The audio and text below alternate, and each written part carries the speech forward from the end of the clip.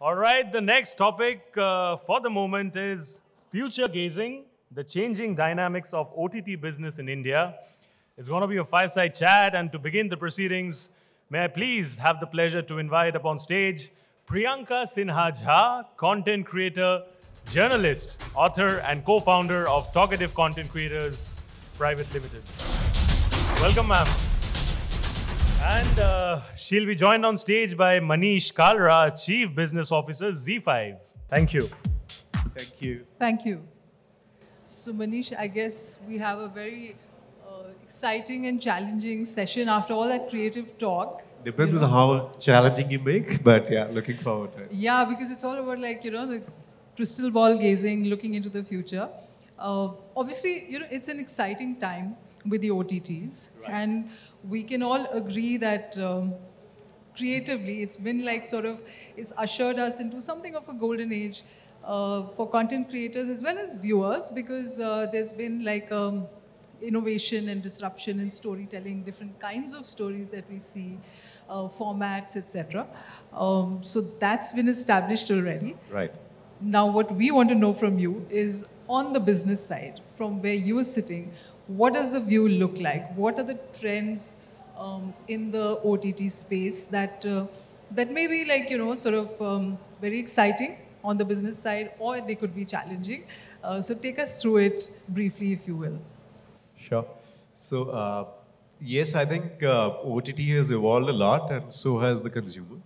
So, when I look at it from any angle, whether it's content creators angle or business angle or marketing angle, it's the consumer who's at the center of it, and they have evolved. So, the trends are evolving with the consumers. So, overall, I think they're more demanding. They want better quality stories. They want new plots. They want stories they haven't heard of, and they still want it to be real, relatable. So they are very demanding. And what has happened in the process in the last 3 years, that there is a plethora of content which has come in. So while consumers are demanding, content creators have been at it, and for us, we're running a business and kind of managing a platform. It's about how do we get the right story for the right TG so that there's a connect.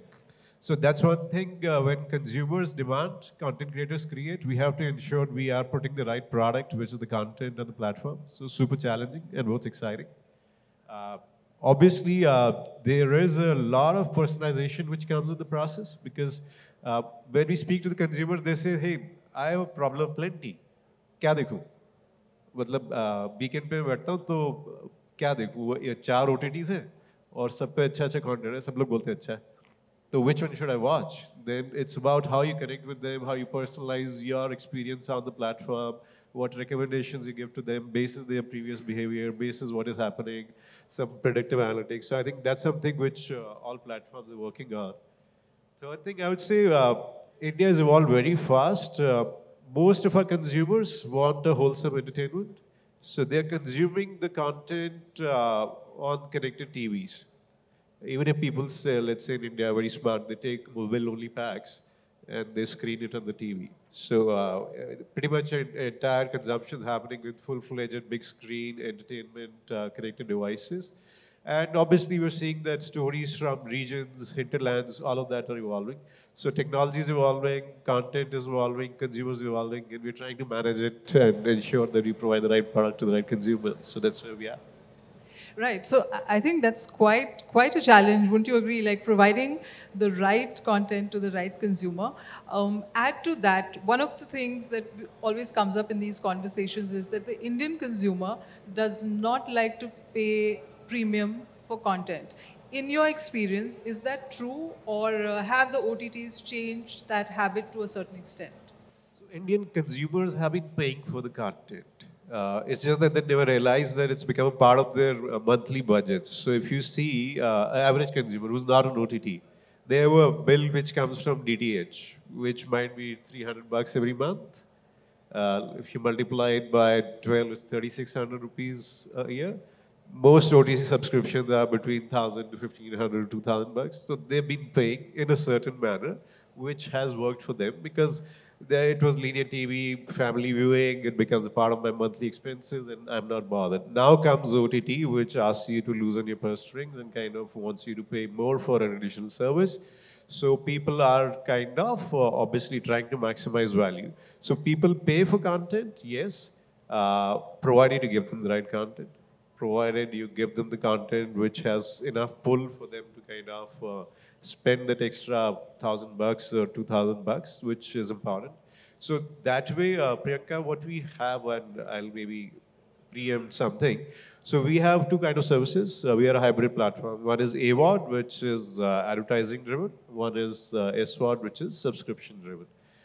So we realize there's a set of consumers who is not right now willing to pay upfront, but still wants to sample the content. We want to make them comfortable coming on the platform and kind of experience how to consume content digitally on their phone, on their connected TV and all that. So that's AWOD for them. They are okay consuming ads because linear TV has trained them to consume ads. It's a part of their day-to-day entertainment consumption behavior. So even if they don't pay, they are actually paying by watching ads because I will get the revenue from the advertiser and kind of get them to consume the content. So yes, there is a set of audience which is, let's say, early starter, not very well initiated, does not want to pay for that extra buck, which they are getting a 24-hour feed on their linear TV. But there is an audience which obviously has enough disposable income, which is willing to pay for the content, which realizes the value of content and the quality of content, which they're not able to get anywhere else. So I think it's a mix. So we as platforms are evolving, consumers are evolving. It's a journey we see a lot of people move from AWOD to SWOD. So what we do in AWOD is create a sampling kind of a scenario. So most of our originals, the first episodes are free. And so people You come hook and the viewer, sample. and then you encourage them to like. We hook the viewers and kind of encourage them to buy to watch the full season.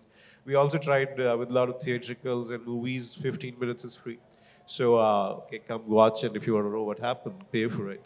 A lot of times we put some content, like I was telling you, first episodes on YouTube as well. So people who do not come to Z5 can still sample it on YouTube and come back. So I think consumer appetite to pay is there. It's we are, a lot of us come from middle class. We are value oriented, so we want the maximum bang for the buck, and that's what they do. So how well we initiate them is how it's our job to kind of get them on the board. Yeah. You know, it's interesting you said that all of us, or at least a large number of consumers, do come from the middle class milieu, and we like bang for buck. So, coming to movies, which are a big part of our OTT platform content. Right. Where do you see the disruption there in terms of getting the consumer to come and watch it on OTTs as opposed to theaters? Because, you know, it's been an ongoing thing. This is a question we've been asking ourselves that does this mean that theatrical business is in serious trouble because you can watch movies on OTTs at your own convenience, right? That's one of the big advantages of watching a movie on OTTs, that I can watch it on my own time once it's dropped on the platform, you know? And I can watch it with my family, we can watch it separately within the house, etc., etc. Tell us something about that. Are movies a good entry point for your audiences at Z5 and overall on other OTTs as well? Are they going to be like game changers for OTTs in terms of bringing the traditional audience to get and consume more content on OTTs? Yep. So movies are important. We've all been kind of trained for good quality entertainment with movies. Somewhere we realized Hollywood and then Bollywood had created a formula that works. So they know, hey, 2 hours, 2.5 hours, this kind of content, power-packed action, drama, comedy, and boom, the customer's entertained. So they have a formula and they've kind of nailed it. Now the question is of convenience. Also sometimes, and I'm maybe diving deeper, we are asked that, hey, what happens with theaters now that OTTs are there, and well, what happens to the business? So for us, I think it's a synergistic ecosystem. Both are providing different experiences. There are two kinds of movies. One are theatricals, right? So theatricals usually come with bigger budgets, bigger stars, and have a certain larger-than-life imagery which goes on them. Obviously, going to theaters is like a family event in India, everywhere across the world. People go to theaters to get entertained, wholesome entertainment. You're going out, you're eating out with family. Most of the theaters have a large part of their revenue on the F&B. I'm sure you would realize when you pay there.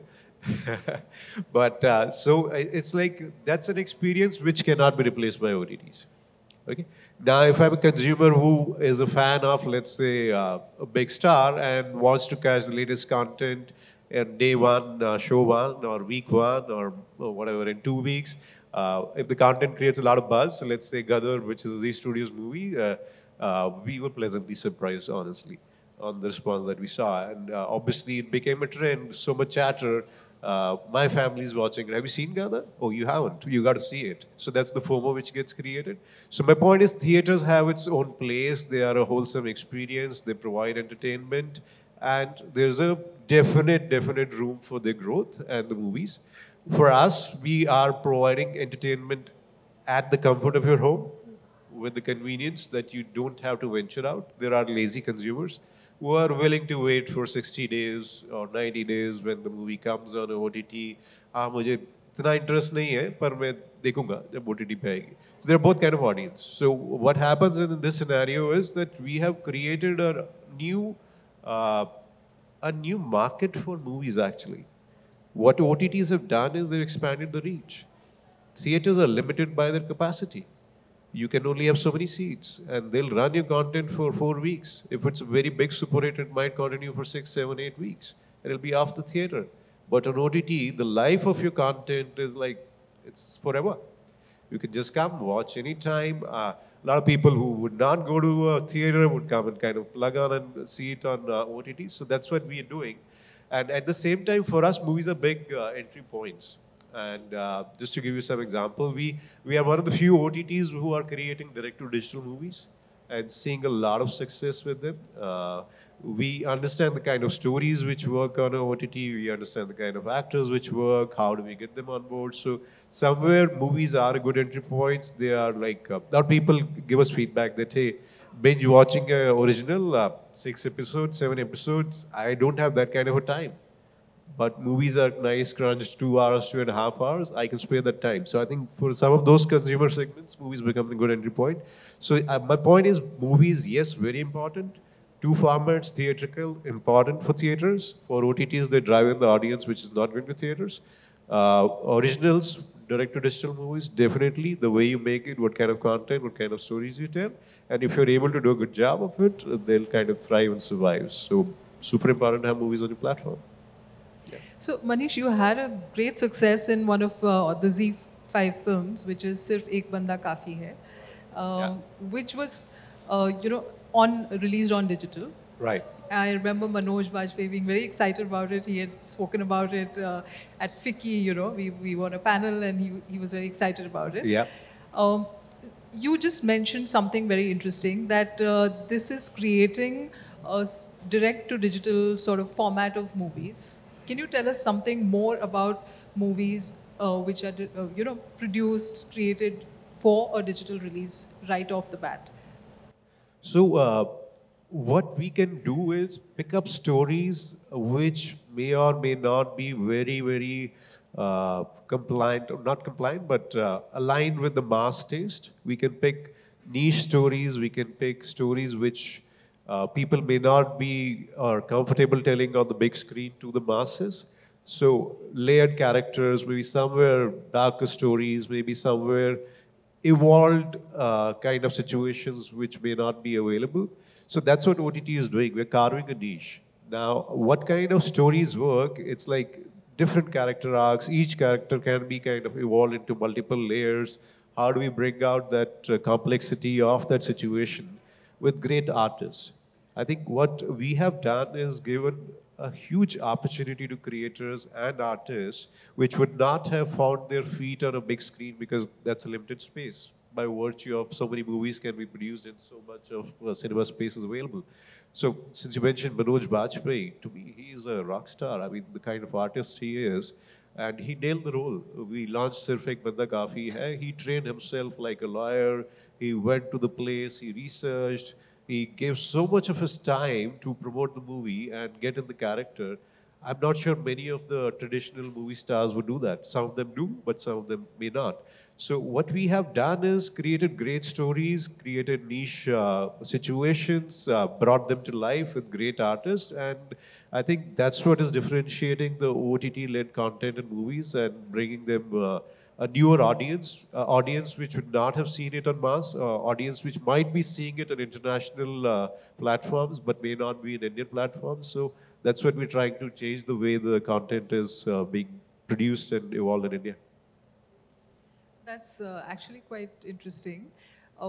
Another aspect of OTTs that one has witnessed over the last few years is the fact that there is a lot of emphasis on regional languages. We can see the regional content library expanding on different platforms, and obviously that's we've seen that on Z5 as well, and there's also the whole thing of subtitling of a particular movie or a show in different languages, which is very good because it makes it accessible to a much wider audience. So tell us a little more about this aspect of OTT programming and business-wise. Are we going to see more of it? Definitely. I think Hindi is just so much in India. India is a huge country, multiple languages. We realize the opportunity. We realize that people love to be told stories in their own mother language. It connects well. The cultural nuances, the situations, how the dialogues come out.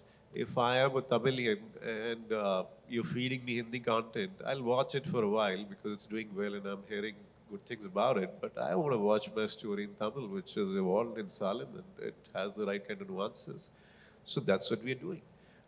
Giving consumers what they're looking for. Let's say there's a Tamil industry, there's a Telugu industry, there's a Bangla industry, and there is Bollywood. If you realize, they become bigger than Bollywood or the Hindi. So what we realized is because we come from the house of Z and we already had our production values, our relationships very well entrenched there and a good understanding of the Indian consumer in different languages. So just to give you some numbers, right now on our platform, non-Hindi is 55% consumption versus Hindi. 55%? Yeah, more than Hindi. It's already taken over. The quantum of content we produce in non-Hindi is as much as what we produce in Hindi. What we are realizing is that there's a lot of appetite to consume as well as pay. Let's say we recently, I think last week we launched a series in Bangla called Abar Prolay.